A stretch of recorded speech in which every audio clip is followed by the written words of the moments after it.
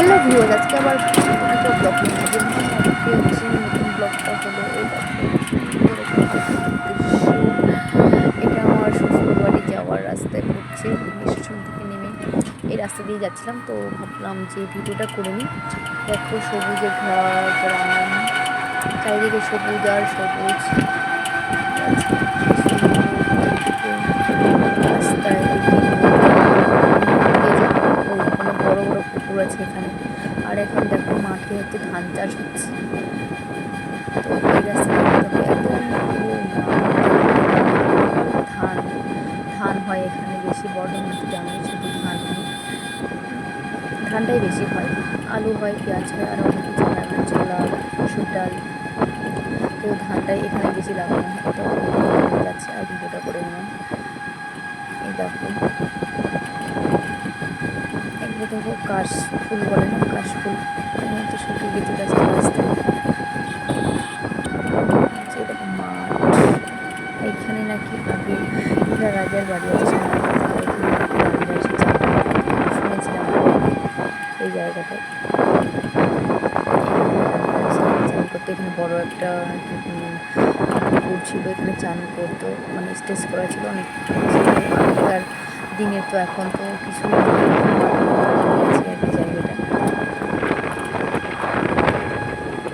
ঐতিহাসিক জায়গা হিসেবে পরিচিত। তো দেখো মাঠে দেখো ভেড়া, মোষ সব চড়ছে, আর আমি যাচ্ছিলাম।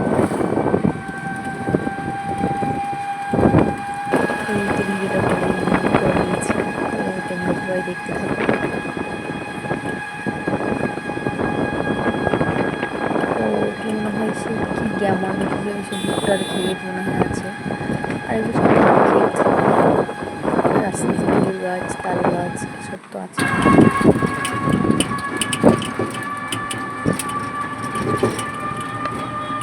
কতটা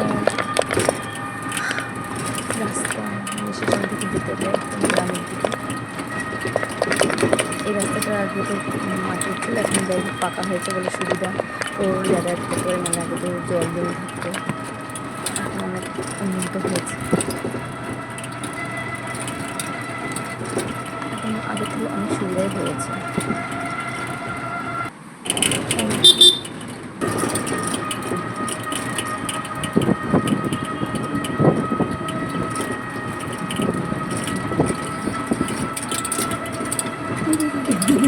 এই যে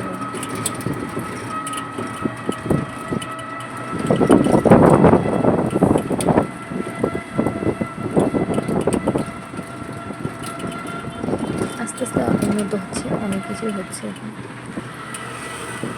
আশা করি মানে আরও উন্নত হবে।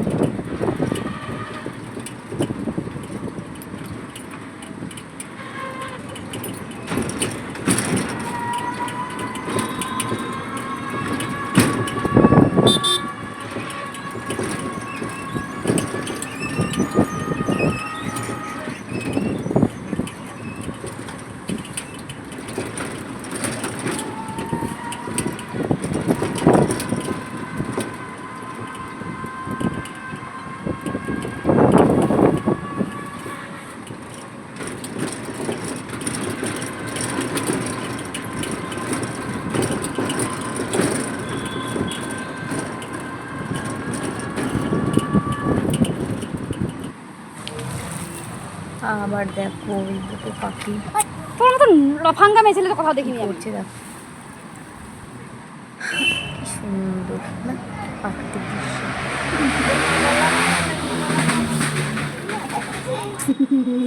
দেখো আমার ছেলে চান করছে গঙ্গার ধারে। এদের কিছু টাকা কিছু টাকা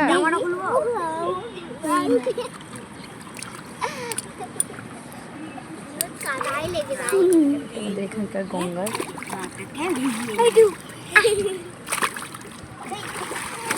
প্রাকৃতিক দৃশ্য ছবি দেখতে ভালো লাগে। অবশ্যই লাইক কমেন্ট শেয়ার করে পাশে থাকবে, ভিডিওটিকে শেয়ার করবে।